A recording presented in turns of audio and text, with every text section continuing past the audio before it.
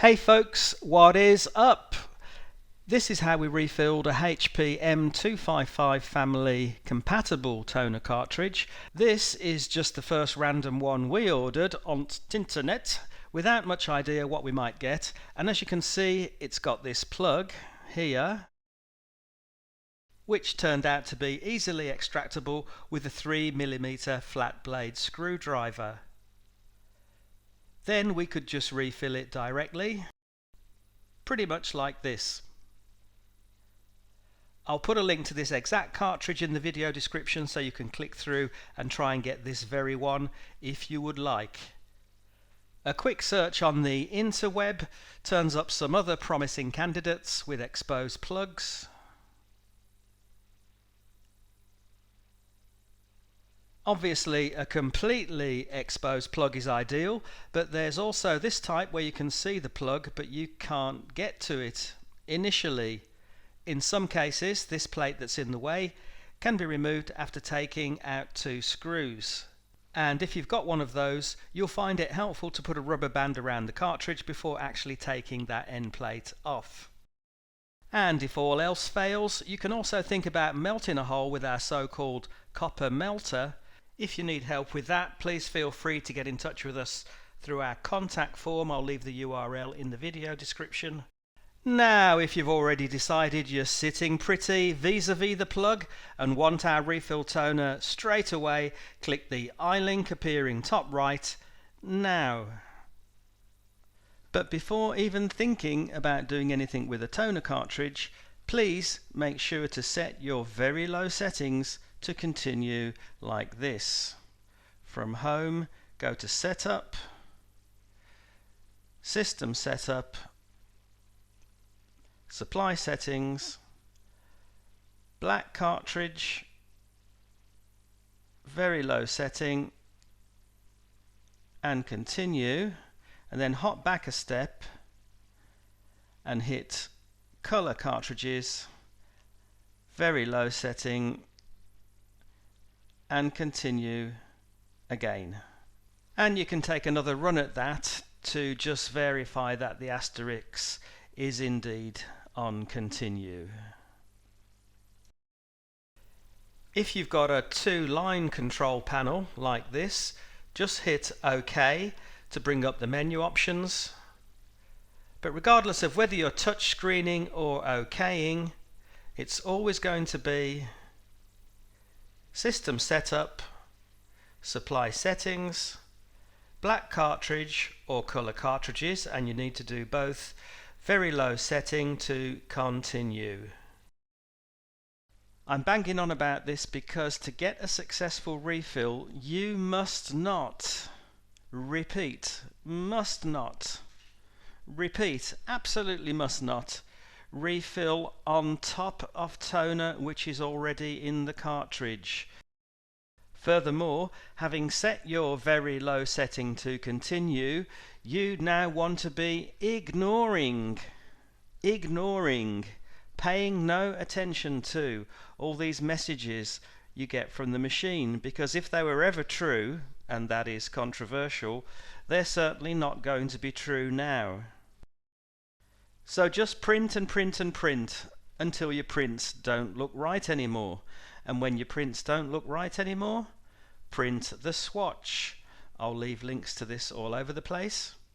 And the swatch, by and large, will tell you which cartridge is, yea, verily and forsooth, fading out because it's got absolutely no toner left in it.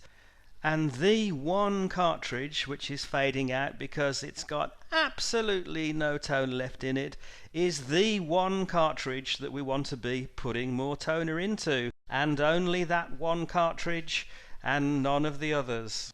Or in the words of the bard himself, refill ye what fadeth not, and your refill hopes are down the pot. So we looked at this swatch and we figured, surprise, surprise, it was our black that was, yea, verily and forsooth, totally empty. And so we refilled the black, the whole black, and nothing but the black. We're being careful here to get the tip of that screwdriver under that lip and then lever only upwards. We don't want to force the screwdriver down the side of the plug because that increases the chances of causing a leak. Then how does James Bond like his martini? Shaken, not stirred. Splendid. Yes, it's the worst Sean Connery ever. And we had to shake and pour a couple of 3 times to get all that good stuff in there. Plug back in, and it's time to sit back and admire some test prints.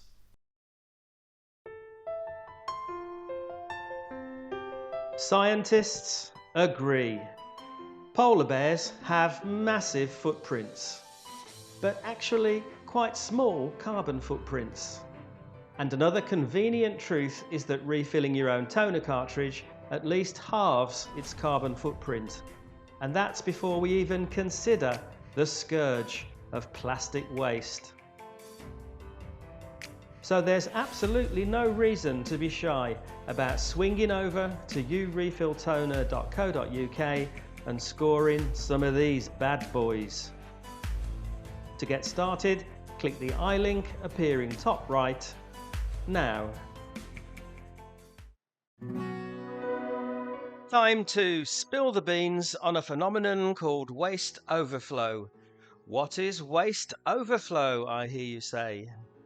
When you print, not all of the toner can be persuaded to make the jump across from the OPC drum to the paper, and that part of the toner that can't make the jump is scraped off the drum and put into a closed compartment.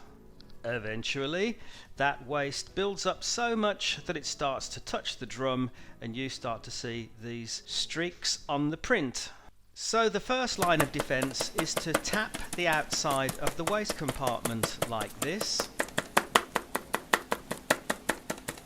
and shake the cartridge from side to side like this to try and get the waste to even out so that none of it's protruding forward and touching the drum. And I've actually thought of a slogan, as you do, to help us remember this. Ready? Tap, shake, ameliorate. Tap, shake, ameliorate. Tap, shake, ameliorate. Yeah, pretty lame-o, I know, but you get the idea. But dear people, the day will come when tap, shake, ameliorate just doesn't work anymore. And when that day comes, you can consider emptying out the waste. Some degree of mess is unavoidable when emptying the waste. But this mission, should you choose to accept it, Ethan Hunt, can go one of 2 ways.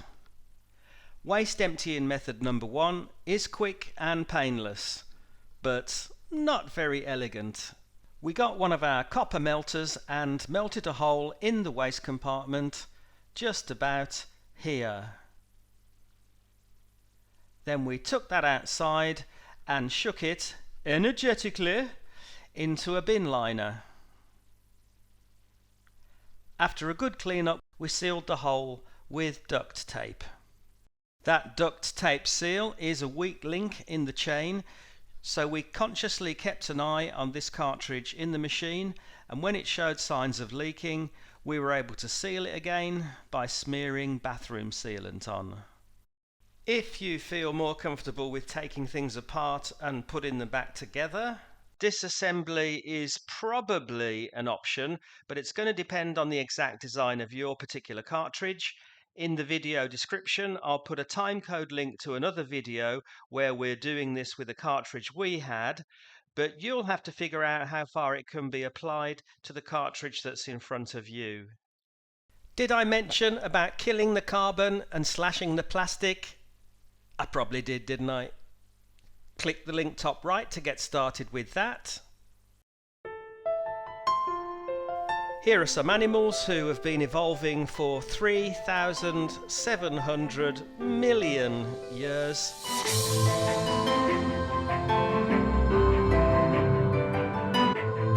Keep refilling in the free world.